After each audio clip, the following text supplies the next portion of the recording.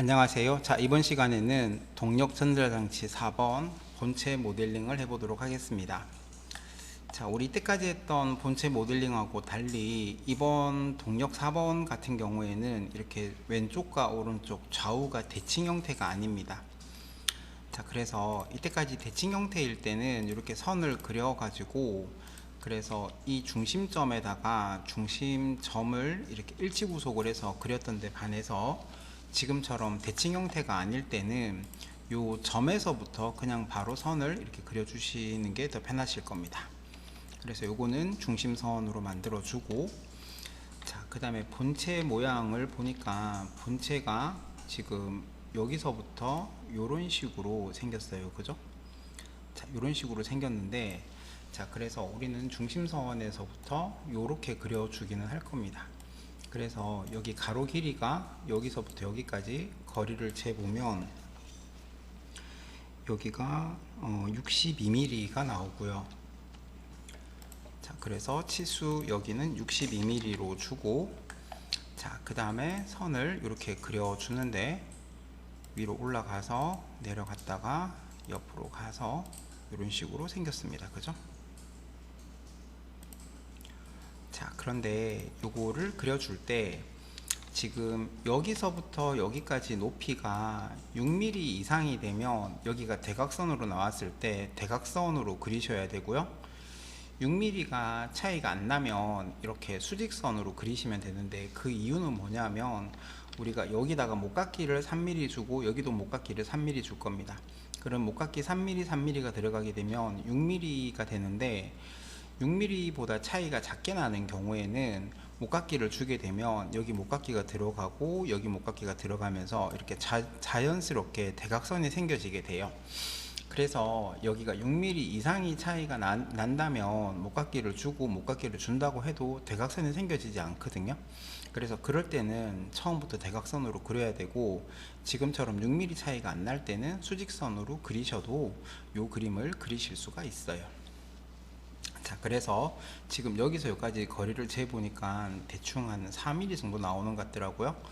그래서 여기는 그냥 수직선으로 그렸고요. 자, 그 다음에 여기서부터 여기까지 거리를 재보니까 여기는 37mm 정도가 나오네요. 자, 그래서 치수로 여기서부터 여기까지 거리는 37 곱하기 2배로 이렇게 해주고요. 자, 그 다음에 중간에는 여기서부터 여기까지 거리가 34mm 정도 나오네요. 네, 그래서 여기서 여기까지는 34의 2배. 그 다음에 오른쪽 부분도 37mm가 나오니까 동일선상으로 이렇게 그냥 맞추도록 하겠습니다. 자, 그 다음에 여기 가로 길이는 여기가 이제 목깎이가 되면서 수직선이 없어졌어요. 그래서 대충 여기 중간쯤 여기서부터 여기까지 거리를 재서 요거를 정수 치수로 주시면 되고요. 그렇게 해서 자를 재보니까 여기는 한 24mm 정도 나오는 것 같고요. 여기가 대충 한 24mm 정도 나오고, 오른쪽 부분은 대충 12mm 정도 나오는 것 같아요. 12, 13, 뭐 대충 이 정도 나오는 것 같고요.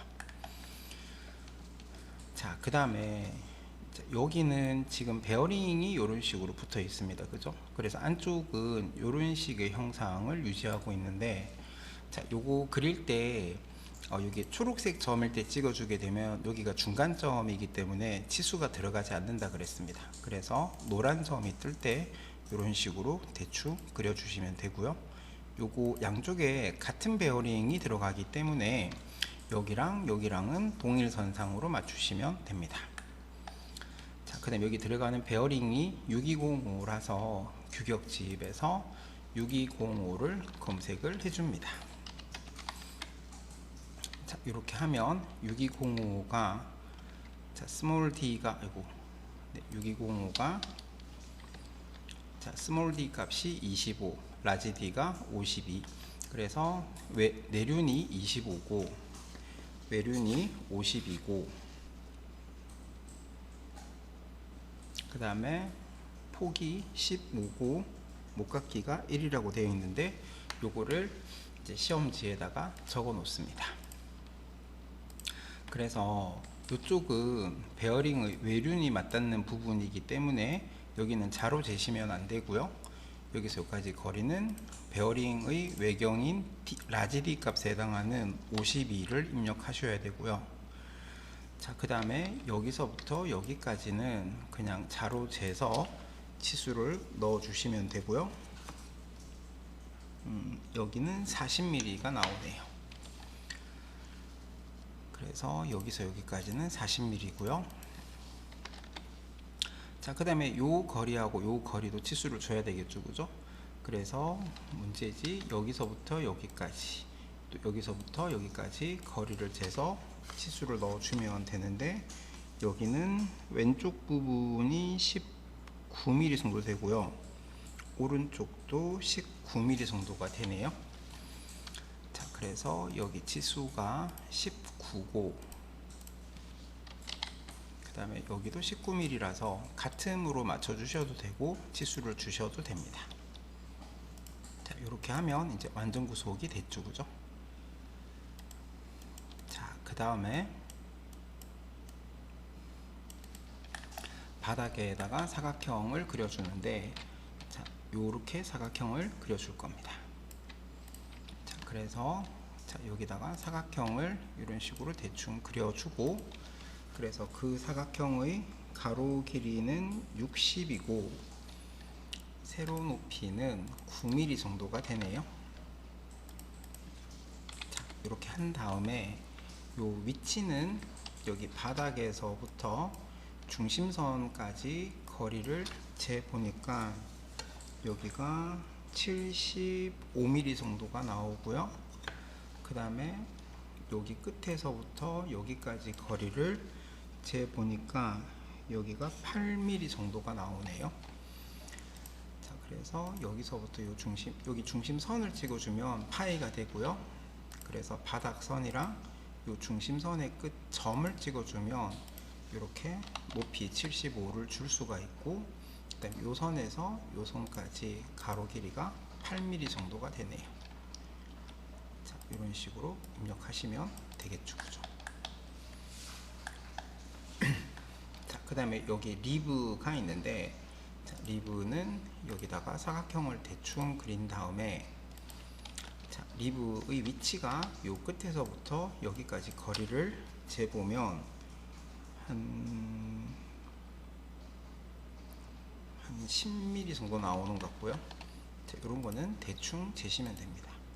여기가 한 10mm 정도 나오는 것 같고, 그리고 일치구속으로 요 점을 여기다가 붙여줍니다. 높이는 충분히 올라가도록 높여주시고요. 자, 그 다음에 이쪽에 있는 리브는 수직으로 떨어지는 게 아니고, 지금 여기 왼쪽, 오른쪽에 있는 우측면도를 보니까 이렇게 대각선으로 내려옵니다, 그죠? 그렇기 때문에 지금은 그리지 않습니다. 자, 이렇게 한 다음에 자, 스케치 마무리를 하고, 그리고 회전으로 여기 이 부분을 잡아서 축은 여기 축 기준으로 돌려주시면 되고요. 자, 그 다음에 여기 스케치에서 스케치 1을 스케치 공유를 하고 다시 돌출을 하는데, 돌출의 두께는 자, 지금 여기서부터 여기까지 거리를 재서 요거에 2배를 주면 되겠죠, 그죠? 그래서 여기 거리를 재 보니까 50 정도가 나오고요. 그래서 여기는 50의 2배, 100mm로 대칭으로 이렇게 돌출을 하면 되겠다, 그죠? 자, 그 다음에 여기 리브도 그려줬는데, 리브를 자, 여기서 리브를 그렸으니까 두께를 잡을 때는 요거의 2배로 주시면 돼요. 그래서 여기 거리를 재보니까 여기는 5mm 정도가 나오고요.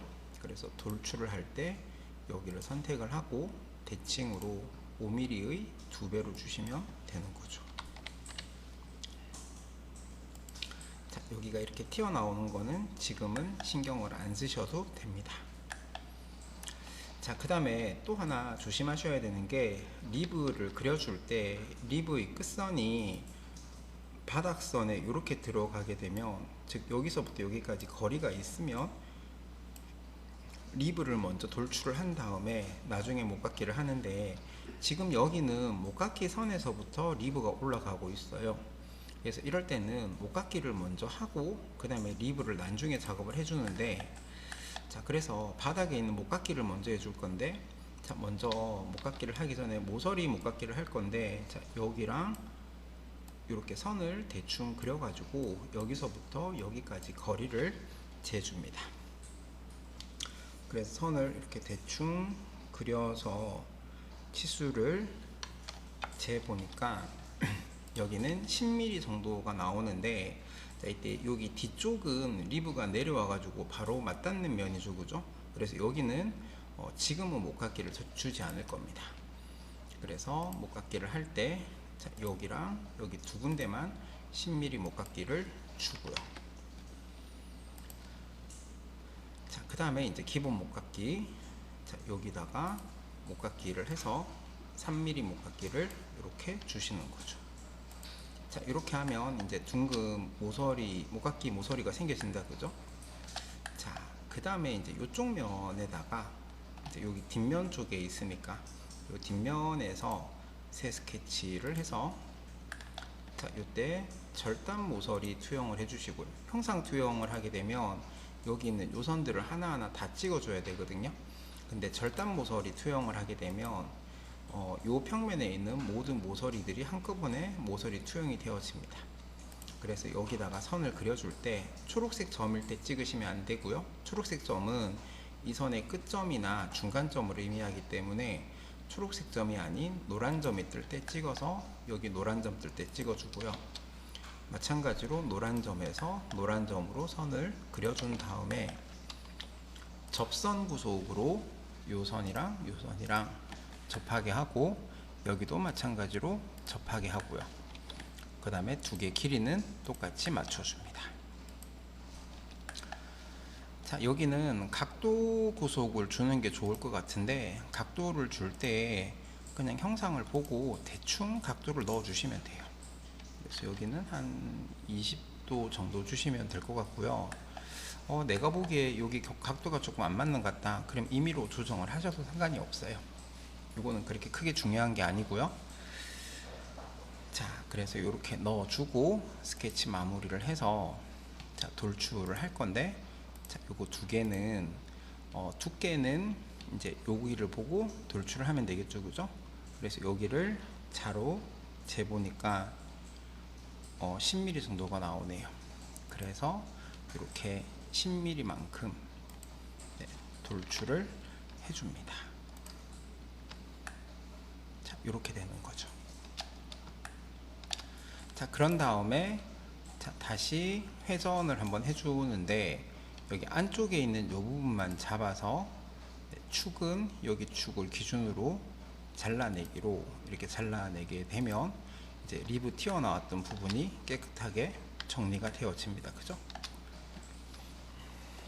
자, 스케치 가시성은 이제 꺼주시고, 자, 여기 나사 구멍을 파줄 건데, 자, 여기다가 새 스케치를 해서, 자, 여기다가 점을 하나를 찍고, 자, 그 다음 여기서부터 여기까지 거리를 재서, 자, 거기까지 거리를 재 보니까 여기가 63mm가 나오네요. 그러면 여기는 63mm의 반, 63 나누기 2라고 해주시면 되고, 수직 구속으로 이 중심점이랑 여기를 맞춰줍니다. 자, 그 다음에 여기 나사 구멍 같은 경우에는, 자, 여기 끝에서부터 여기 끝까지 요 거리를 가 나사의 호칭 지름이고, 여기를 재보니까 4mm가 나오고요. 그럼 M4짜리 나사를 쓰면 되고, 그 다음에 나사가 들어가는 깊이는, 탭 깊이는 여기서부터 이렇게 뾰족한 거의 바로 오른쪽에 있는 선 여기까지 거리를 재시면 돼요. 그래서 여기까지 거리를 재보면 8mm 정도가 나오네요. 네. 자, 그래서 이제 구멍을 파주는데, 자, 여기 탭 구멍이고요. 그 다음에 ISO 매트릭 프로파일에 M4짜리가 자, 거리값을 줄 거고, 그래서 여기는 8mm고, 그 다음에 드릴 깊이는 여기서 한 2mm 정도 더 하시면 된다 그랬어요. 그래서 여기는 따로 치수를 줄 게 아니기 때문에 요 치수에서 한 2mm 정도 이렇게 대충 주시면 되고, 그래서 확인을 하고, 자, 그 다음에 이 구멍을 선택을 해서 그 다음에 원형 패턴으로 여기 굴곡면을 찍어주고 개수를 4라고 적고 확인을 하면 이렇게 만들어집니다. 그죠? 자, 그 다음에 반대편에 들어가는 구멍도 똑같이 M4짜리에 8mm입니다. 자, 그런데 여기는 이 면과 이 면의 중간에 대칭이 기준이 되는 평면이 없어요. 자, 이럴 때는 평면을 누르고 나서 이 면을 찍고 반대편 면을 이렇게 찍어주게 되면 중간에 내가 방금 선택한 두 면 사이의 중간에 이렇게 평면이 만들어집니다. 요 평면과 요 평면이 평행할 때는 이렇게 만들어지는 거고요. 자, 그러고 나서 여기 원형 패턴을 선택을 하고 그 다음에 미러를 해서 그 다음에 여기 대칭 평면 여기를 찍어 주시면 반대편에도 이렇게 구멍이 생겨지는 거 보이시죠? 그리고 확인을 하면 이렇게 만들 수가 있습니다. 자, 그 다음에 바닥에 이제 여기 돌출을 하고 옷깎이 하는 작업이 남았는데 요거는 또 다음 시간에 작업을 하도록 하겠습니다. 자, 이번 시간에는 동력 전달 장치 4번 본체 모델링 앞부분을 한번 해봤습니다. 감사합니다.